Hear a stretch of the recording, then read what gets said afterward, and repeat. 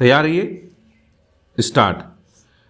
अभियोजन साक्षी 1 अभी कथित अपराध की शिकार तथा अभियोक्त्री है, विराम।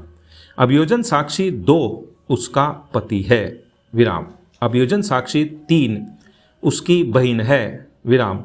अभियोजन साक्षी 7 अभियोजन साक्षी 1 से 3 का निकट नातेदार है, विराम। अभियोजन साक्षी 4 उस मकान की मकान मालकिन है जिसमें सुसंगत समय पर अभियोजन साक्षी 3 और उसका पति रहता था, विराम।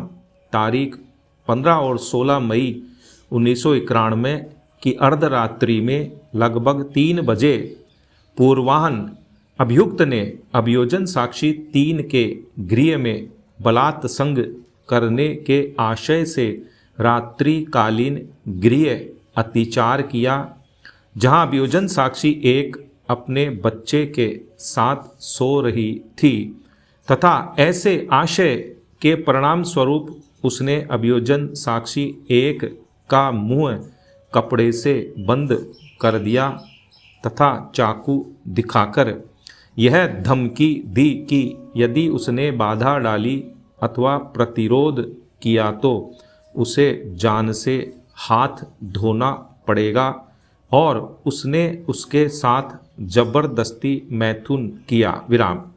विचारण पर सहायक सेशन न्यायाधीश ने दोष सिद्ध तथा दंडादिष्ट किया, विराम।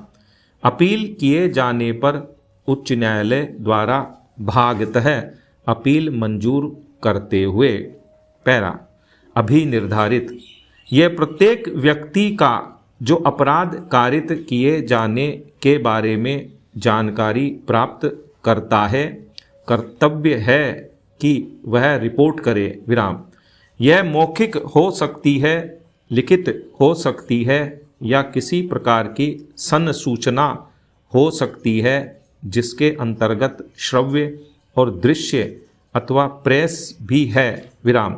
तथ्य के रूप में जब यह थाना अधिकारी की जानकारी द्वारा अग्रसर किए जाने योग्य हो जाता है तब यह अन्वेषण हो जाता है, विराम।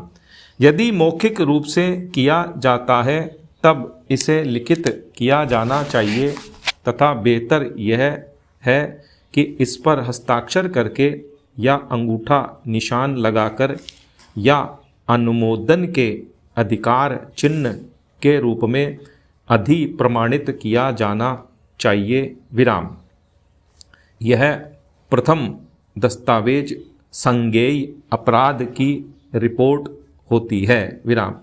अतः इसके महत्व पर अत्यधिक जोर देने की आवश्यकता नहीं है, विराम। इस मामले में अभियोजन साक्षी 1 ने घटना का जो ब्यौरा दिया है और उसमें अभियोजन साक्षी 2, 3 और 7 द्वारा कुछ जोड़ा गया है जो प्रदर्श P1 प्रथम इत्तिला रिपोर्ट में नहीं पाया जाता है, विराम। इसलिए इसे लोप माना जा सकता है, विराम।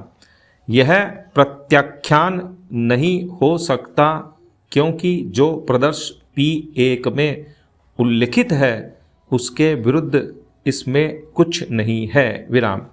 किंतु तब भी प्रथम सूचना रिपोर्ट में कुछ महत्वपूर्ण कहानी या तथ्य के उल्लेख न किए जाने की स्थिति में या जहां अभियोजन के साक्षी प्रथम इत्तिला रिपोर्ट से कोई कहानी या तथ्य प्रारंभ करते हैं तब न्यायालय पूर्ण सतर्कता से उसकी परीक्षा करेगा और अभियुक्त विभिन्न साधनों से यह प्रदर्शित करने का हकदार होगा कि अभियोजन पक्ष के साक्षियों का ऐसा आचरण सुरक्षित रूप से स्वीकार नहीं किया जा सकता, विराम।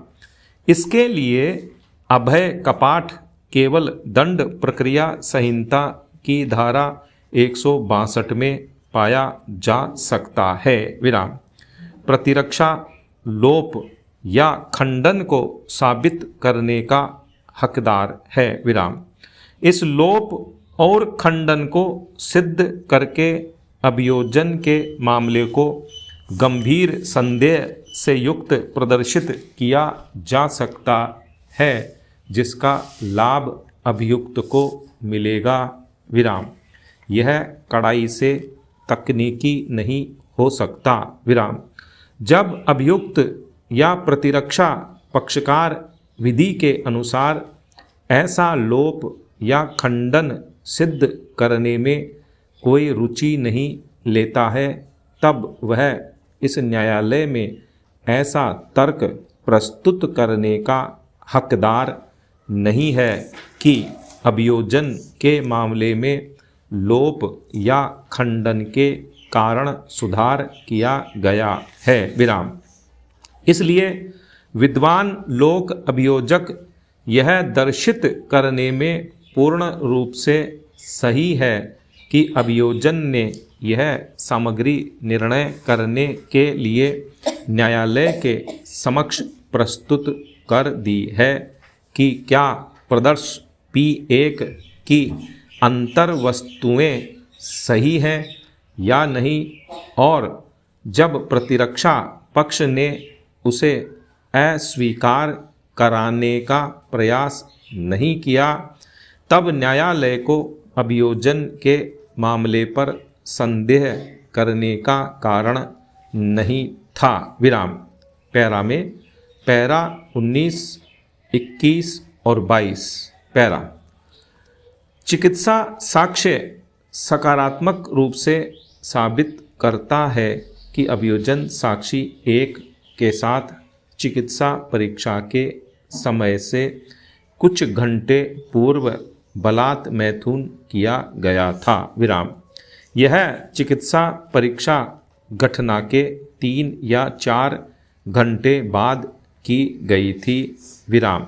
उसके गले और गर्दन पर क्षतियाँ तथा योनि की क्षति किसी ऐसे कृत्य की स्पष्ट सूचक है। विराम। उसने इस बात से भी इनकार नहीं किया है कि वह अभियोजन साक्षी 1 से 3 को नहीं जानता था। विराम। उसने इस बात से इनकार नहीं किया है कि उसे अभियोजन साक्षी 1 के पास पहुंचने का अवसर नहीं था। विराम। उसके अन्यत्र होने की बात का निर्वहन नहीं किया गया। विराम। इस प्रकार सुसंगत समय पर अर्धरात्रि के समय उसकी उपस्थिति और संभाव्यता अभियोजन के साक्ष्य की सहायता से सभी संभाव्यताओं सहित स्वीकार की जा सकती है। विराम।